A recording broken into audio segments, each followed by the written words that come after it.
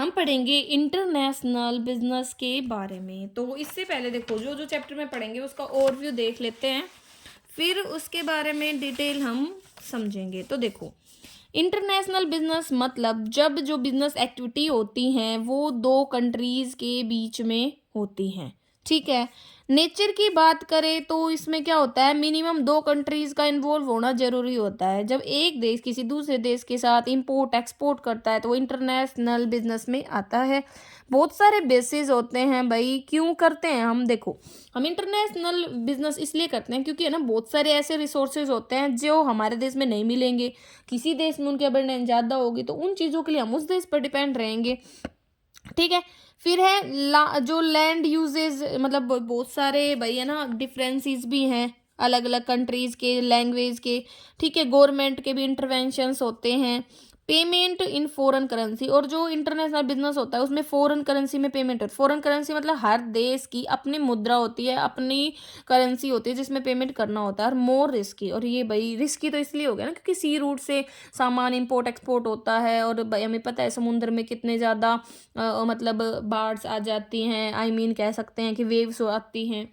अब बात आती है कि इंटरनेशनल बिजनेस के फायदे। तो अर्निंग ऑफ फॉरेन एक्सचेंज, जब हम है ना इंटरनेशनल बिजनेस करेंगे तो दूसरे देश का पैसा हमारे देश में आएगा और बहुत ज़्यादा इफिशिएंट यूज़ कर पाएंगे हम रिसोर्सेज का। कैसे, देखो जो भी रिसोर्सेज आप अच्छे से यूज़ नहीं कर पा रहे थे या अंडर यूटिलाइजेशन हो रहा था, आप उसको अच्छे से यूज़ कर सकते हो, ठीक है। स्टैंडर्ड ऑफ लिविंग बढ़ेगा लोगों का, मतलब जो चीज़ हम हमारे देश में नहीं बना पा रहे थे, लोगों को नहीं मिल रही थी, वो हम दूसरे देशों से इंपोर्ट कर सकते हैं। और यूटिलाइजेशन होगा सरप्लस प्रोडक्शन का, अगर लगा लो भाई कंजप्शन के बाद एक्स्ट्रा प्रोडक्शन बच रहा था पहले तो हम उसका यूज़ नहीं कर पाते, लेकिन अब हम उनको है ना दूसरे देश को एक्सपोर्ट कर सकते हैं। अब बात आती है इंपोर्ट। इंपोर्ट का मतलब होता है परचेजिंग ऑफ गुड्स और सर्विसेज फ्रॉम अनदर कंट्री, की मतलब जो भी गुड्स वगैरह हैं दूसरे देश के उनको खरीदना, हमारे देश में लेके आना। जब एक बिजनेसमैन एक कंट्री का दूसरे बिजनेसमैन से सामान खरीदता है। अब बात आती है इसमें एक वर्ड आता है इंडेंट बोल दो या ऑर्डर, मतलब जब एक ऑर्डर प्लेस किया जाता है गुड्स के लिए तो उसे हम इंडेंट बोलते हैं। इंडेंट दो प्रकार का होता है, open indent, close indent. Open indent में तो बहुत कम इंफॉर्मेशन देता है जो भी इंपोर्टर होता है, और सारी जो एक्सपोर्टर है ना उसके ऊपर छोड़ दी जाती है कि वो डिसाइड करेगा क्या सामान भेजना क्या नहीं। क्लोज इंडेंट में सारी इन्फॉर्मेशन दी जाती है कि इस टाइप का सामान होगा, इतनी क्वांटिटी में होगा, इतने प्राइसेस का होना चाहिए, इस टाइप से। फिर आती है letter of credit. Letter of credit, अब देखो आप दूसरे बिजनेसमैन से सामान खरीद रहे हो, वैसे कैसे विश्वास कर ले आपके ऊपर कि भाई आपको सामान भी दे दे।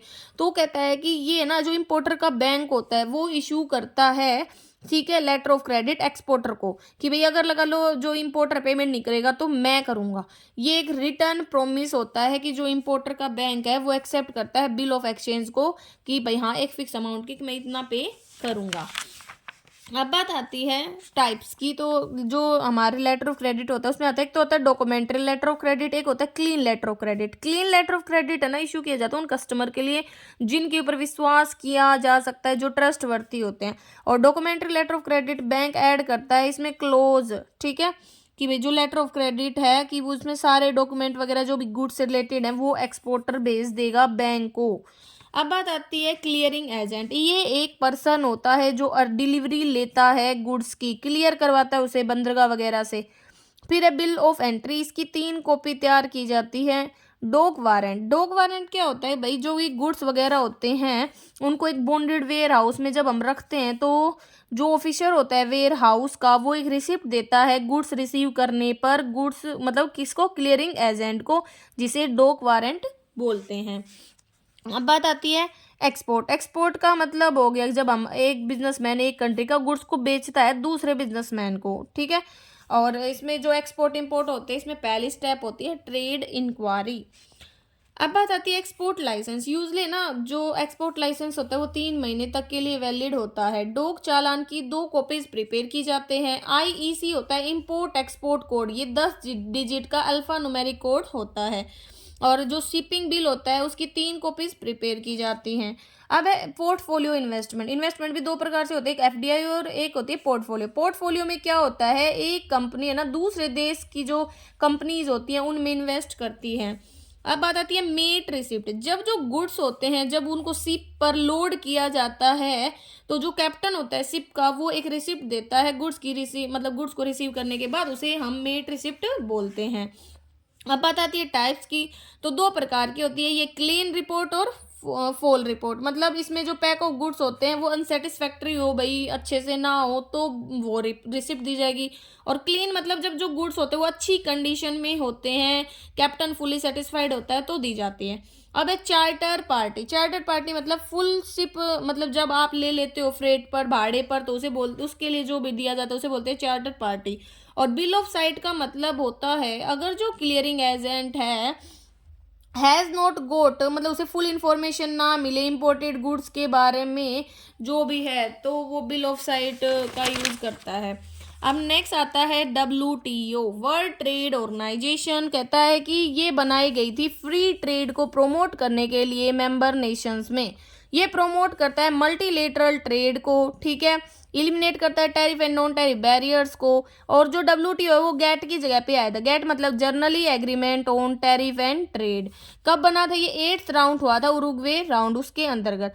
WTO 1 जनवरी 1995 को बना था। इसका हेडक्वार्टर जेनेवा स्विट्जरलैंड में। 166 मेंबर हैं और जितने भी WTO मेंबर्स हैं उनके पास इक्वल वोटिंग राइट होता है, मतलब one country one vote. WTO है ना, कोई एजेंट नहीं है UN यूनाइटेड नेशन का। तो इन सभी चीज़ों को हम डिटेल में यहाँ पे समझेंगे। तो इंटरनेशनल बिजनेस में आगे अब हम देखते हैं इसको डिटेल में। देखो, इंटरनेशनल बिजनेस मतलब रेफर करता है वो बिजनेस एक्टिविटी जो दो कंट्रीज के बीच में होती है। हमें पता है कि कोई भी इंडिविजुअल अपनी सारे रिक्वायरमेंट को खुद के रिसोर्सेज से पूरा नहीं कर सकता, वो एक्सचेंज करता है गुड्स एंड सर्विसेज को दूसरे इंडिविजुअल के साथ। इसी तरीके से एक कंट्री भी है ना अपनी सारी रिक्वायरमेंट को खुद के रिसोर्सेज से पूरा नहीं कर सकती, इसके लिए वो डिपेंड करती है दूसरी कंट्रीज पर। तो जो कंट्री होती है परचेज करती है प्रोडक्ट, उन वो सारे प्रोडक्ट जो अवेलेबल नहीं है उसकी कंट्री में दूसरी कंट्री से। अब बात आती है इंटरनेशनल बिजनेस के नेचर या फीचर्स। तो पहला तो यही है कि इसमें दो कंट्रीज का इन्वॉल्वमेंट जरूरी है। दूसरा है मैनी बेसिस, मतलब बहुत सारे बेसिस होते हैं जो हेल्प करते हैं बिजनेस को पॉसिबल करने में। जैसे कि भाई नेचुरल रिसोर्सेज का अनइक्वल डिस्ट्रीब्यूशन है, क्योंकि भाई कुछ रिसोर्सेज ऐसे हैं जो हमारे देश में अच्छे मिलेंगे, अच्छी मात्रा में हैं, कुछ दूसरे देश में मिलेंगे। तो अनइक्वल डिस्ट्रीब्यूशन के कारण ही हम हमारी नीड्स को पूरा करने के लिए दूसरे देशों पर डिपेंड करते हैं। नेक्स्ट है लैंग्वेज डिफरेंसेस। हर कंट्री के है ना कुछ लैंग्वेज डिफरेंसेस होते हैं। ये ज़रूरी हो जाता है सक्सेसफुल बिजनेसमैन के लिए कि वो इन लैंग्वेज को है ना अलग अलग देशंस के अच्छे से जाने, क्योंकि जो डिफरेंस होता है लैंग्वेज का वो एक मेन फीचर है बिजनेस के नेचर का।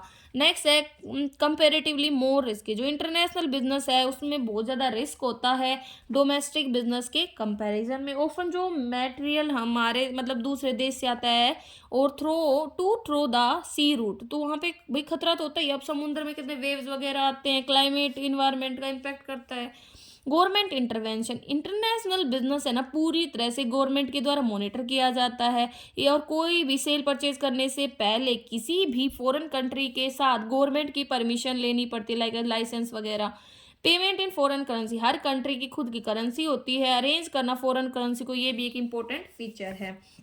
अब बात आती है इसमें हमारे पास बेनिफिट। तो इंटरनेशनल बिजनेस के किसी देश को क्या फायदे होंगे? एक तो दूसरे देश का फॉरेन एक्सचेंज आएगा, तो फॉरेन जो करेंसी होती है या फॉरेन एक्सचेंज होता है वो हर देश के लिए इंपॉर्टेंट होता है।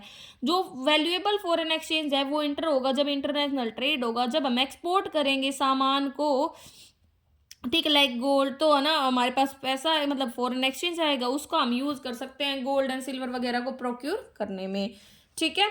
नेक्स्ट है more efficient use of resources. International business के कारण जो नेचुरल रिसोर्सेज होते हैं उनका अच्छे से यूज हो पाता है। हर प्रोड्यूसर है ना वो प्रोड्यूस कर पाएगा उन प्रोडक्ट्स को जो भाई उसे मैक्सिमम प्रॉफिट देंगे। ये जो प्रोसेस है ये सिर्फ बेनिफिशियल नहीं है किसी इंडिविजुअल प्रोड्यूसर के लिए, बल्कि ये ना पूरी कंट्री के लिए बेनिफिशियल होता है, ठीक है।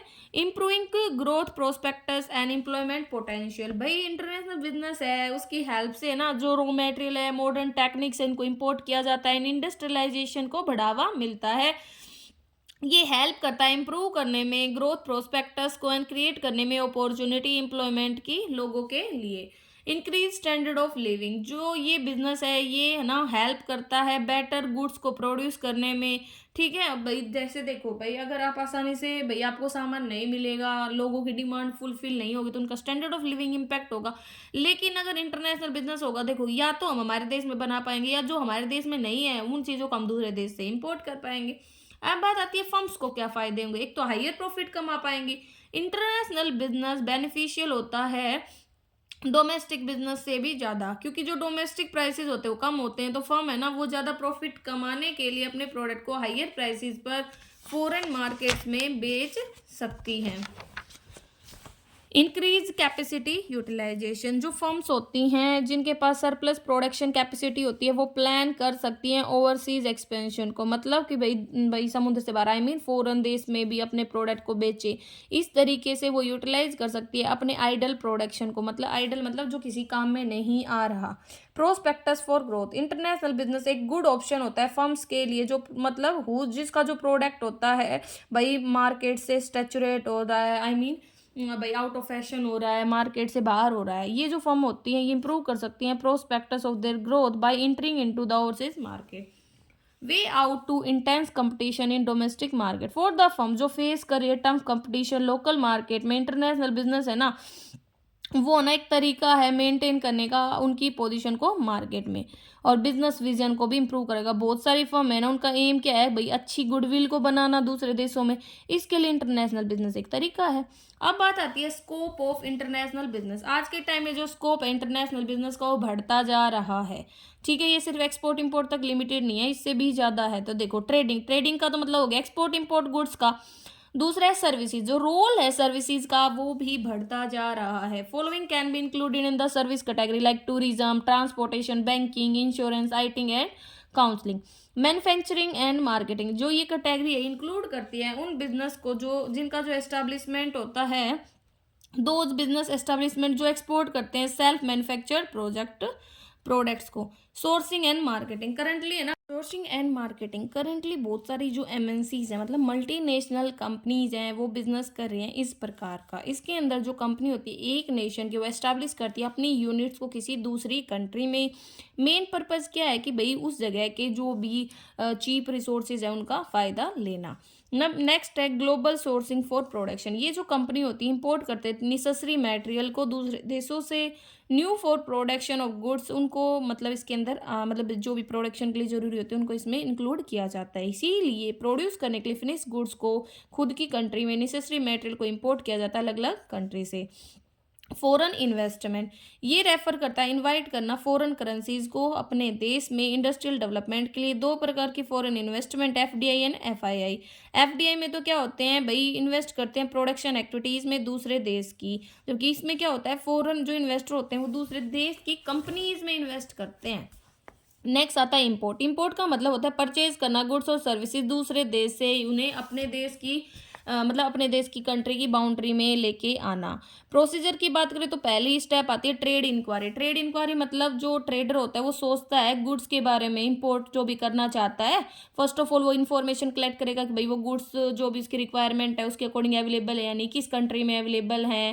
फिर एक्सपोर्टर के साथ डील वगैरह करेगा, इन्फॉर्मेशन वगैरह लेगा एजेंट्स वगैरह की, जो भी अदर इंपोर्टर्स हैं, ट्रेड कमिश्नर वगैरह उन सब की। नेक्स्ट है फिर इंपोर्ट लाइसेंस लेगा भाई जो भी प्रोडक्ट है कुछ, क्योंकि कई बार क्या होता है कि सरकार है ना कुछ रिस्ट्रिक्शंस लगा देती है गुड्स वगैरह के ऊपर, तो इंपोर्ट करने के लिए गुड्स को क्या चाहिए कि है ना इंपोर्ट करें लाइसेंस को फ्रॉम द गवर्नमेंट। इम्पोर्टेंट जो इंपोर्ट लाइसेंस है वो लेने के लिए जो अप्लीकेशन है वो दी जाती है controller of import and export को। ठीक है, इसके साथ 3 स्टेटमेंट को सबमिट किया जाता है। एक तो receipt of deposit of licence fees, certificate of income tax department and certificate attested by chartered accountant. Next आता है फिर फॉरेन एक्सचेंज, मतलब अब दूसरे देश को भाई पेमेंट भी तो करनी होगी उस देश की, फिर पैसे को अरेंज करोगे। मोस्टली ये पुराने टाइम में सेंट्रल बैंक से होता था, लेकिन आज के टाइम में फॉरेन एक्सचेंज मार्केट एस्टेब्लिश कर दिया है। फिर आप क्या करोगे एक ऑर्डर या इंडेंट को पैलेस करोगे। तो कहता है कि भाई इसमें यही इंडेंट मतलब ऑर्डर कि भाई जो भी जिस देश में आप सामान खरीद रहे हो उस देश को 2 प्रकार का होता है ओपन एंड क्लोज। ओपन में तो बहुत कम इन्फॉर्मेशन दी जाती है प्रोडक्ट की क्वालिटी टाइप वगैरह के बारे में, और सारा ना जो भी सप्लायर होता है, सेलर होता है, उसके ऊपर छोड़ दिया जाता है, जबकि क्लोज में सारी इन्फॉर्मेशन दी जाती है। फिर लेटर ऑफ क्रेडिट भेज दिया जाता है। लेटर ऑफ क्रेडिट मतलब इंटरनेशनल ट्रेड में जो एक्सपोर्टर है, इंपोर्टर है, वो एक दूसरे को नहीं जानते। इस सिचुएशन में हमेशा डाउट रहता है माइंड में कि भाई वो पेमेंट करेगा या नहीं, या जो इंपोर्टर है उसकी फाइनेंशियल पोजीशन कैसी है, कभी वो दिवालिया हो। तो इसके लिए जो एक्सपोर्टर होता है वो है ना, इंपोर्टर से लेटर ऑफ क्रेडिट मांगता है। तो लेटर ऑफ क्रेडिट इंपोर्टर का बैंक देता है। लेटर ऑफ क्रेडिट एक रिटर्न प्रोमिस होता है इंपोर्टर के बैंक की तरफ से कि वो एक्सेप्ट करता है बिल ऑफ एक्सचेंज को एक फिक्स्ड अमाउंट के लिए। जो लेटर ऑफ क्रेडिट इशू किया जाता है उन कस्टमर के लिए जो भाई रेपुटेड होते हैं, ठीक है। और कहता है कि इसके लिए क्या चाहिए, बैंक एक सिक्योरिटी की तरह काम करता है एक लिमिट के लिए। कस्टमर इंजॉय करता है फैसिलिटी लेटर ऑफ क्रेडिट की उस स्पेसिफाइड लिमिट तक, ठीक है। दो प्रकार का होता है, documentary and clean letter of credit. Documentary में तो यही है, बैंक ऐड कर देता है क्लोज लेटर ऑफ क्रेडिट में कि जो सारे डॉक्यूमेंट है गुड्स से related, bill of landing, insurance policy, counsellor invoice, certificate of origination, ये सारे ना एक्सपोर्टर के द्वारा भेज देने चाहिए बैंक को, ठीक है। और क्लीन लेटर ऑफ क्रेडिट मतलब लेटर ऑफ क्रेडिट में वो भाई ऐसा कोई क्लोज वगैरह ऐड नहीं किया जाता, ये उनके लिए होता है जो ट्रस्ट वर्दी होते हैं। अब बात आती है arrangement and shipment of goods by exporter. अब एक्सपोर्टर को जब लेटर ऑफ क्रेडिट मिल जाता है इंपोर्टर से, तो वो गुड्स को जो भी मेंशन है ऑर्डर में उनको अरेंज करता है, ध्यान में रखता है जो भी चीज़ें उसने बनाई है भाई क्वालिटी के रिगार्डिंग, पैकिंग के रिगार्डिंग। फिर क्या करता है, वो जो एक्सपोर्टर अपॉइंट करता है एक फॉरवर्डिंग एजेंट को। फॉरवर्डिंग एजेंट है वो अरेंज करता है शिपमेंट ऑफ गुड्स को, और है ना दो मेन डॉक्यूमेंट उसके साथ भेजता है, bill of landing and marine insurance policy. इन दो डॉक्यूमेंट को मिलने के बाद जो एक्सपोर्टर प्रिपेयर करता है इनवॉइस को, एंड जो बिल ऑफ एक्सचेंज है वो लिख देता है, उसमें सारी डिटेल वगैरह होती हैं। फिर ये जो सारे डॉक्यूमेंट होते हैं like bill of landing, marine insurance policy, invoice, bill of exchange, ये तैयार किए जाते हैं। फिर इन डॉक्यूमेंट को वो ना बैंक के थ्रू भाई जो भी ब्रांच है उसके थ्रू वो ना जो भी इंपोर्टर की कंट्री है उसके बैंक के पास भेज देता है। फिर है ऑब्टेनिंग डॉक्यूमेंट ऑफ टाइटल। अब दो तरीके होते हैं मतलब भेजने के सभी डॉक्यूमेंट्स को जो भी गुड्स से रिलेटेड है इंपोर्टर को। एक तो वही है कि भाई जहाँ पे कोई टर्म एंड कंडीशन ही नहीं है पेमेंट के रिगार्डिंग, तब तो सारे डॉक्यूमेंट डायरेक्टली भेज दोगे। लेकिन जहाँ पे टर्म एंड कंडीशंस होती हैं तो डॉक्यूमेंट को बैंक को भेजा जाता है, ठीक है। और फिर बैंक वही पेमेंट ले लेता है तो डॉक्यूमेंट दे देता है, ठीक है।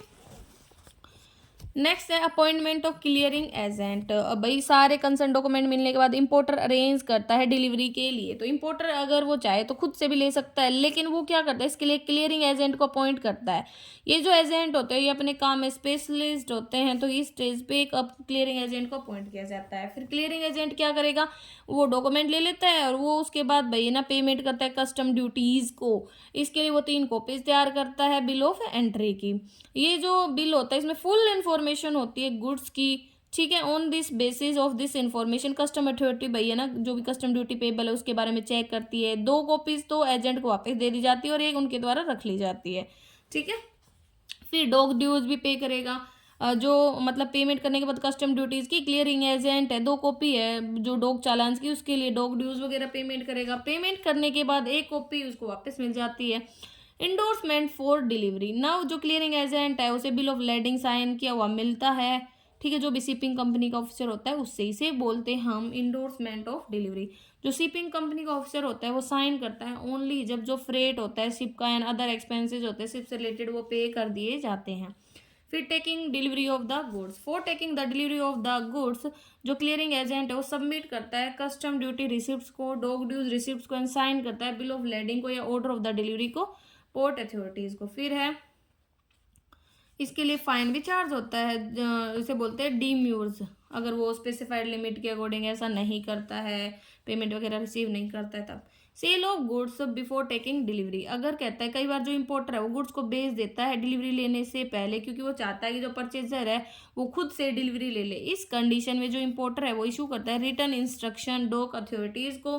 जो इंस्ट्रक्शन है वो रिटर्न में होने चाहिए बिल ऑफ लैंडिंग पे, और जो सारे इंपोर्टेड गुड्स है ना वो बेच देने चाहिए परचेजर को, तभी वो रिसीव कर सकता है, ठीक है। नेक्स्ट है हमारे पास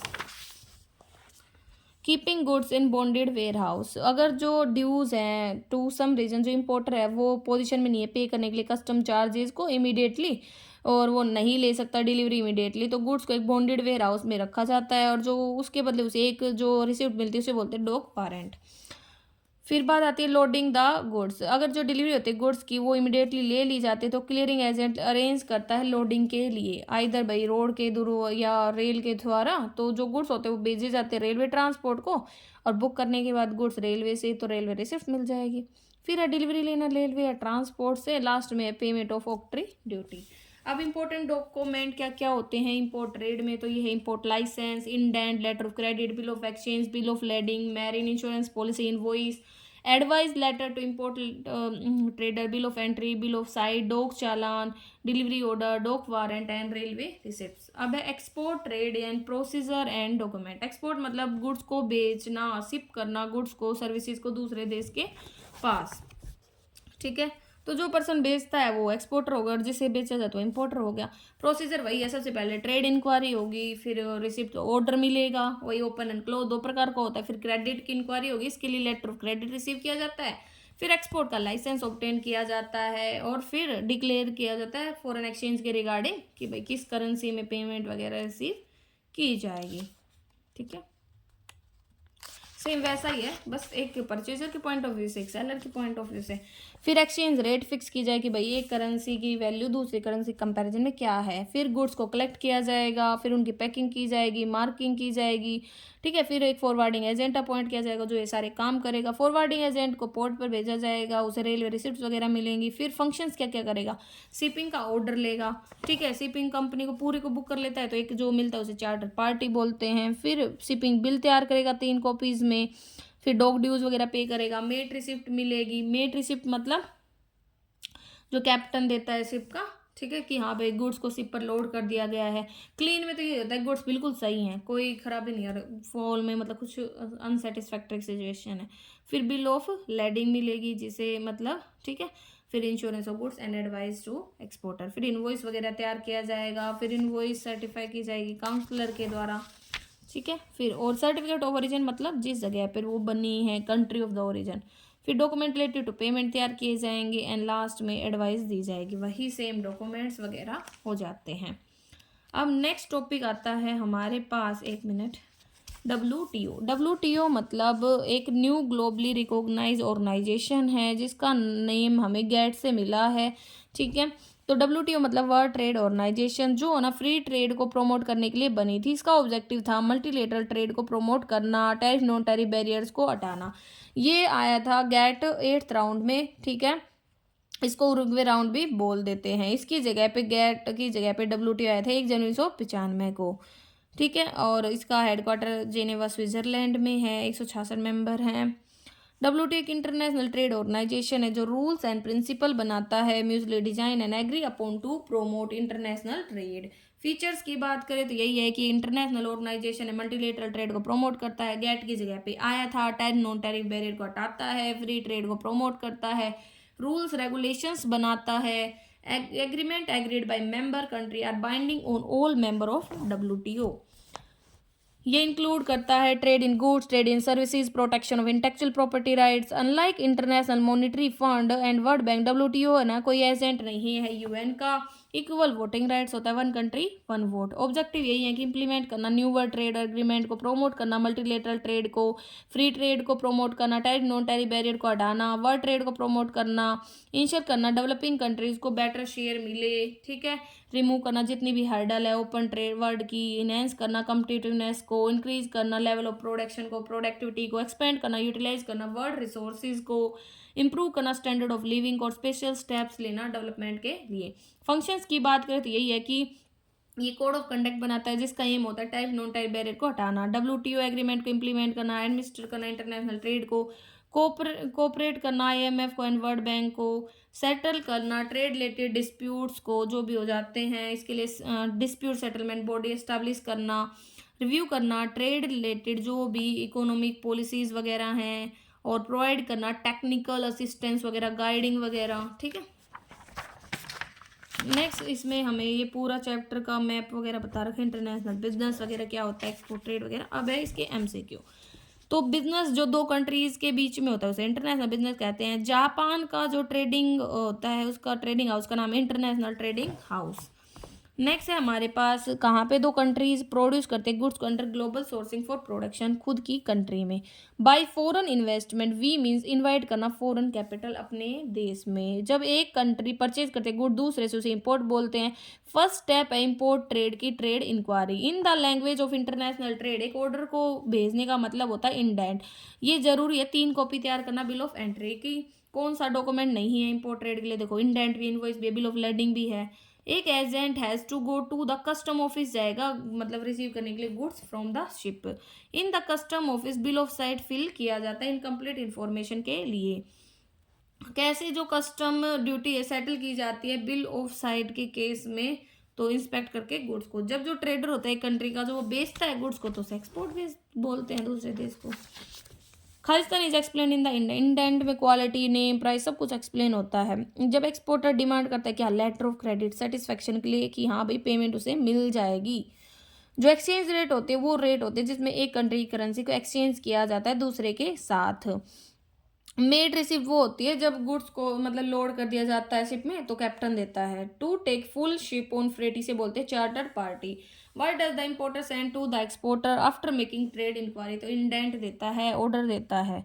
इंडेंट में वैल्यू गुड्स की पैकिंग वगैरह सब कुछ आता है। इंडेंट अगर कम इनकम्प्लीट है तो ओपन आएगा। डब्ल्यूटीओ 1 जनवरी 1995 को बना था। डब्ल्यूटीओ गुड्स एंड सर्विसेज के ऊपर फोकस करता है। डब्ल्यूटीओ का हेडक्वार्टर जेनेवा स्विट्जरलैंड में है।